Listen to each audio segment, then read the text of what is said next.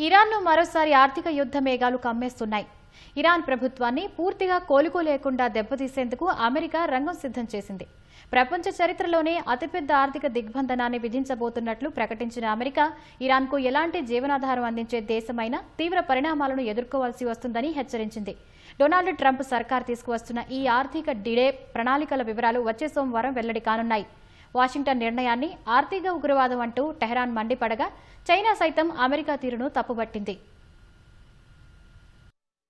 ప్రపంచ చరిత్రలోనే అతిపెద్ద ఆర్థిక దిగ్బంధనాన్ని ఇరాన్పై విధించనున్నట్లు అమెరికా హెచ్చరించింది. ఇరాన్ ప్రభుత్వాన్ని కూల్చివేసేందుకు విధించే ఈ అత్యంత కఠినమైన ఆంక్షల చట్టానికి చైనా సహా ఇతర దేశాలు కూడా సహకరించాలని అమెరికా ఆర్థిక మంత్రి స్కాట్ బెసెంట్ విజ్ఞప్తి చేశారు. ఈ ఆర్థిక దిగ్బంధనానికి సంబంధించిన ప్రణాళిక వివరాలను వచ్చే సోమవారం ప్రకటిస్తామని బెసెంట్ స్పష్టం చేశారు. ఇరాన్కు ఎలాంటి జీవనాధారం అందించే దేశమైనా తీవ్రమైన ఆర్థిక పరిణామాలను ఎదుర్కోవాల్సి వస్తుందని అమెరికా అధ్యక్షుడు డొనాల్డ్ ట్రంప్ హెచ్చరించిన వేళ బెసెంట్ వ్యాఖ్యలు ప్రాధాన్యం సంతరించుకున్నాయి. అమెరికా కొత్త ఆర్థిక ఆంక్షలను ఆర్థిక ఉగ్రవాదంగా ఇరాన్ అభివర్ణించింది. అమెరికా హెచ్చరికలను ఖండించిన ఇరాన్ విదేశాంగ శాఖ వాషింగ్టన్ చర్యలు చట్టవిరుద్ధమైనవని, అమానుషమైనవని అభివర్ణించింది. ఈ ఆంక్షలు ప్రతి ఇరాన్ పౌరుడి ప్రాథమిక మానవ హక్కులను లక్ష్యంగా చేసుకున్నాయని, అవి మానవత్వానికి వ్యతిరేకమైన నేరాలుగా పేర్కొంది. ఇరాన్ తన భద్రత, జాతీయ ప్రయోజనాలను కాపాడుకోవడంలో దృఢంగా ఉందని తేల్చి చెప్పింది. అమెరికా సైనిక, ఆర్థిక, రాజకీయ, మానసిక ఒత్తిళ్లను మరింత సమర్థంగా ఎదుర్కొంటూనే ఉంటామని స్పష్టం చేసింది. ఇరాన్పై ట్రంప్ ఆర్థిక డీ-డే చర్యలను చైనా కూడా తీవ్రంగా తప్పుబట్టింది. అమెరికా విధించనున్న అదనపు ఆంక్షలు అనేవి ఇప్పటికే కొనసాగుతున్న వివాదాలను పరిష్కరించడంలో విఫలమవుతాయని బీజింగ్ హెచ్చరించింది.